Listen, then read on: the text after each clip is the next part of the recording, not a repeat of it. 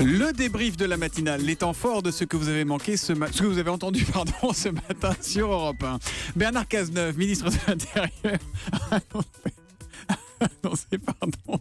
Je vais me reprendre. Les minutes qui suivent en dessous sont toujours aussi drôles. Toujours.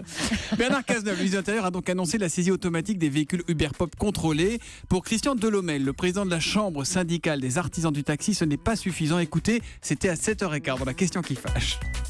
Nous condamnons toute violence. Nous condamnons aussi la violence faite à 55 000 familles de taxis qui vont mourir. Alors quel est l'espoir de celui qui va mourir ? Il n'a aucun espoir. Donc aujourd'hui, les scènes de violence, mais c'est pas nouveau, on l'a déjà dit.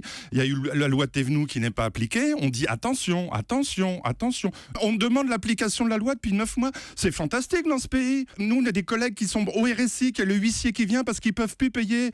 Des gens qui ne peuvent plus payer leur prix de licence. Voilà pour Christian Delhommel, président de la Chambre syndicale des artisans du taxi, qui dans le même temps a demandé la fin du mouvement. Cette guerre taxi-VTC vous fait énormément réagir. On a notamment une question d'Alexis V sur Twitter qui nous demande pourquoi Blablacar est autorisé et pas Uber Pop. Quelle différence juridique les deux organisent du transport privé et payant ? Cette question, je vous la pose, François Geffrier du service économique d'Europe 1. C'est vrai, en théorie, l'un comme l'autre font du covoiturage. Sauf qu'en réalité, Blablacar, c'est vraiment utilisé pour partager entre le conducteur et les passagers les coûts d'essence et de péage d'un trajet. Il n'y a pas d'enrichissement.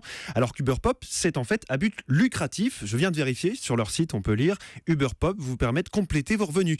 D'ailleurs, à partir de 7 500 € générés ainsi par an, Uber Pop demande à ses chauffeurs de passer sous le statut d'auto-entrepreneur, ce qui prouve bien qu'on n'est plus du tout dans le covoiturage bénévole. Voilà donc la différence expliquée par François Geffrier. Merci François. Gwendoline Debono, grand reporter à Europe 1, est une des rares journalistes à se trouver actuellement en Iran. À 6h45 dans Europe 1 vous répond. Elle était en duplex de Téhéran et elle nous a décrit ce pays aux multiples facettes. Écoutez. À la fois vous avez un Iran qui est assez fasciné par l'Occident, par l'Europe, par les Américains, qui va parler plusieurs langues. C'est une population ici qui est extrêmement cultivée, qui vous cite souvent des références étrangères, notamment en poésie, en littérature. Et puis vous avez un autre Iran qui existe aussi, qui va par exemple organiser un concours de caricature sur l'Holocauste, et c'est difficile de les dissocier. C'est vrai qu'il y a une vraie curiosité vis-à-vis de l'extérieur. Et puis Michel Sardou était ce matin mon invité pour l'interview Vérité. Il fera son retour au théâtre de la Michaudière à Paris en septembre avec la pièce Représailles. J'en ai quand même profité pour lui demander s'il travaillait sur un nouvel album. Écoutez la réponse de Michel Sardou. Je me tâte parce que je crois honnêtement que je ne suis plus vraiment compétitif aujourd'hui. Mais si je dois faire un disque aujourd'hui, il faut que ce soit canon. Faire un disque pour faire un disque, j'en ai rien à foutre. Vous faites quoi ce soir, Michel ? Ce soir, je fais quoi ce soir ? Vous regardez pas le foot ?